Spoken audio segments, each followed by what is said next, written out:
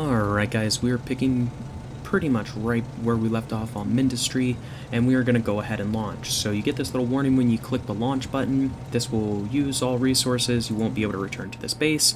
So basically we finished this map, 20 waves defeated, 170 destroyed, built a bunch, lost a bunch, 87, 39-minute playtime, and this is how much we finished. So almost 2,800 copper, almost 3,300 lead, and we got a rank of SS. I believe that is the highest you can get. So we can't unlock these until we actually do some research. So that's kind of what I wanted to talk about today, is the tech tree. So here's our tech tree. These yellow ones are things that we already have researched and access to. So as you can see, these are the blocks we can build. And let's see what else is worth noting. If they have a red outline, we can't unlock it because we don't have graphite in this instance.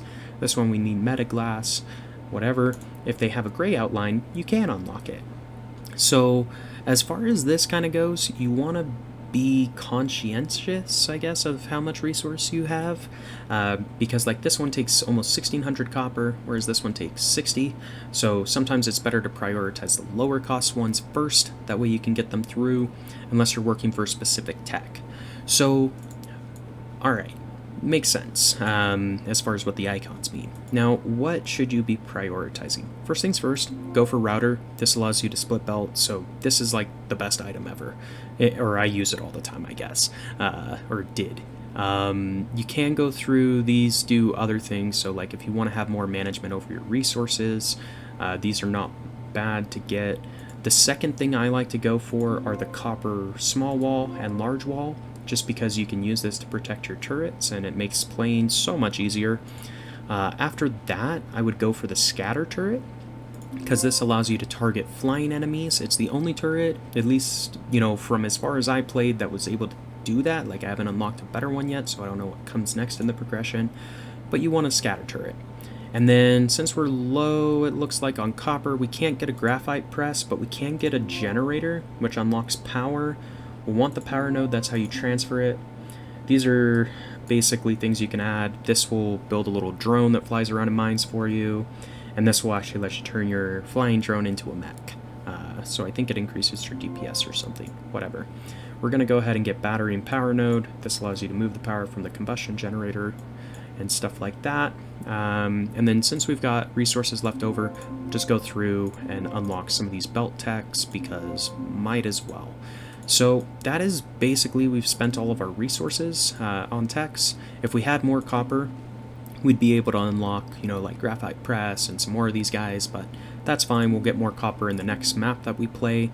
But now that we've got the router and junction tech researched and we've reached wave 10 and ground 0, we can uncover this map. So when you hit uncover, it will tell you, you know, what's here. So you're close to the mountains, blah, blah, blah, learn about power, and this adds the resource coal to the map. So that's cool. We can't actually play this one because we don't have enough copper, so whatever. This one, you need to reach wave 20, which we did, and you need to have combustion generators to play this map, so hit uncover, and now we can play this map as well. This one has sand and coal, so this one has more resource diversity than the frozen forest, but whatever. It also costs less to go there. Interesting. Whatever, not a big deal. So you can always replay this. Since we hit wave 15, you can configure what you start with. So like, let's say I wanted to start with 100 lead. If I do that, it'll give me 100 lead out of my little inventory over here to play with when we start this map. Since I need copper to actually, you know, launch these next two missions, I'm gonna have to play a couple waves on this, you know, like 5 waves, just to gather a little bit of copper. So we're gonna go ahead and do that real quick. So let me get my drills set up, and we're gonna go ahead and start gathering an ass load of copper. And basically what I'm gonna do, I'm just gonna rush to level 5, I believe is the first wave you can go through and kind of take out,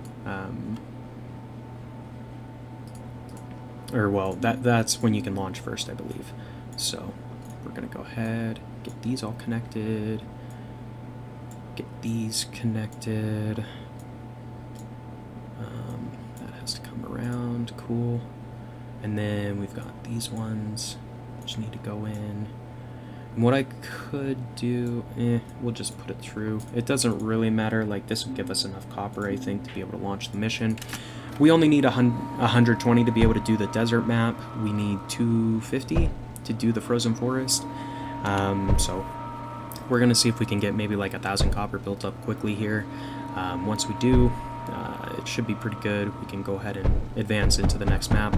So just keep that in mind. If you research and use up all of your copper, you may not be able to launch the next mission right away. But it is worth unlocking all the techs because it does help you defend your base better and all that noise. So there we are. That guy's built. And yeah, basically this is gonna construct all these drills and we'll slowly start generating more copper and yada yada, but that's fine.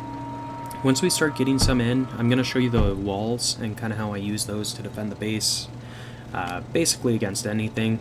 So what you do, or what I do, is I start out with a small wall, just build it straight across like that. And yes, they can break through the small walls relatively easily, but they can't actually attack anything behind the wall until they destroy at least one block and walk through it. So this is going to make it so I can sit right behind this wall and shoot the enemies, and it's not even going to matter. So realistically, we probably don't even need turrets. I could put one up there, I guess, just to kind of defend a little bit, but even that isn't really required.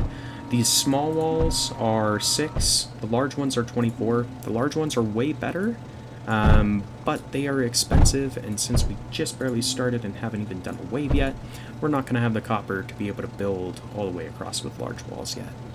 So I just moved this turret up like so.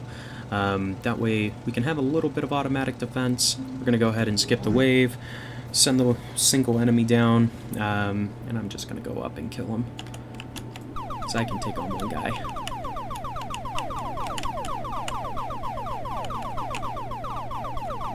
Cool, got him.